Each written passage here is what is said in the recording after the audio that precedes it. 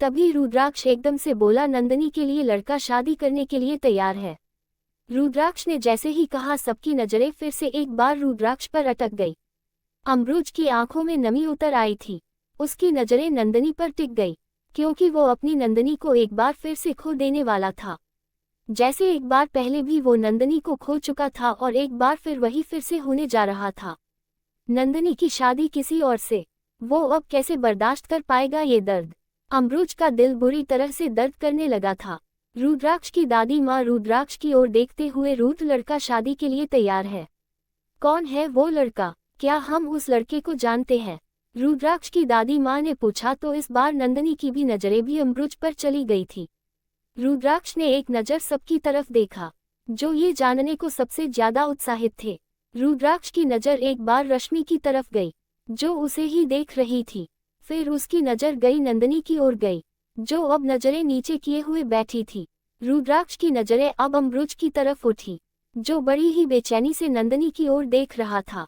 उसके लिए इतना ही काफी था दर्द देने के लिए कि अब नंदिनी किसी और की होने जा रही है। रुद्राक्ष ने फिर से बाकी सबकी तरफ देखा, जो लड़के के बारे में जानने के लिए बेचैन है। रुद्राक्ष उन सबकी बेचैनी देखते हुए बोला, वो लड़का जिससे नंदिनी की शादी होने जा रही है, जो लड़का नंदिनी से शादी करने के लिए बेताब है, उस लड़के को आप सब बहुत अच्छे से जानते भी हैं और पहचानते भी हैं। रुद्राक्ष बोला तो दादी माँ उसकी तरफ देखते हुए, रुद्र पहेली मत सुझाए। अगर उस लड़के को हम सब बहुत अच्छे से जानते हैं और पहचानते हैं, तो हम अब उस लड़के का नाम जानने के लिए बेसब्र हैं। हमें बताइए वो लड़का कौन है जिसे आपने पसंद किया है। अम्बरुज रायजादा, मेरे बचपन का दोस्त और नंदिनी को बचपन से पसंद करने वाला मेरा यार। अम्बरुज रायजादा। अम्बरुज और बाकी सबने जैसे ही सुना सब हैरान हो गए। वहीं अम्बरुज की आंखें ही नम हो गई। नंदिनी भी अब अम्बरुज की तरफ देख रही थी।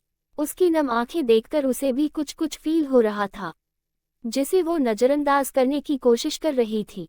सुगंधा जी हैरानी से, अम्बरुज, हमारा अम्बरुज। बोलते हुए सुगंधा जी की आंखें नम हो रही थी। आखिर वो कब से चाह रही थी कि उनकी बेटी उनकी नंदिनी का घर एक बार फिर बस जाए। लेकिन एक बच्चे की माँ और तलाकशुदा लड़की से शादी आखिर करेगा कौन? और अब उनकी बेटी के लिए लड़का मिल गया था।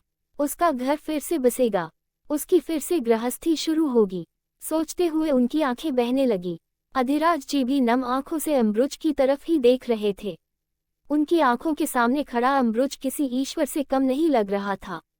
आखिर उनकी बेटी को नई जिंदगी मिलने वाली थी, इससे बढ़कर उनके क्या ही हो सकता था। अधिराज जी ने अम्बरुज के सामने अपने हाथ जोड़े और सुगंधा जी को संभालते हुए रोने लगे। रश्मि नंदिनी के पास आई और उसे गले से लगा लिया। नंदिनी तो जैसे टूट ही गई। उसके आंसू रुकने को ही नहीं तैयार थे। आखिर कितने सालों पुराना जो जख्म था, जो फिर से हरा हो चुका था।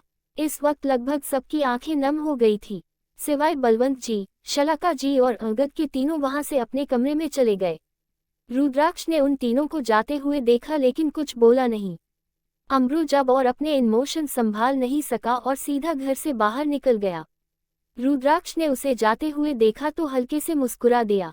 सब कुछ देर बाद शांत हुए तो रुद्राक्ष ने घोषणा कर दी, अगले हफ्ते ही नंदिनी और अम्बरुज की सगाई होगी और शादी उसके अगले महीने।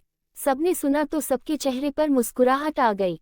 नंदिनी ने सुना लेकिन वो कुछ रिएक्ट नहीं कर पाई। उसे कुछ समझ ही नहीं आ रहा था कि उसके साथ क्या हो रहा है, इसलिए वो वहां से चुपचाप सीधा अपने कमरे में आ गई।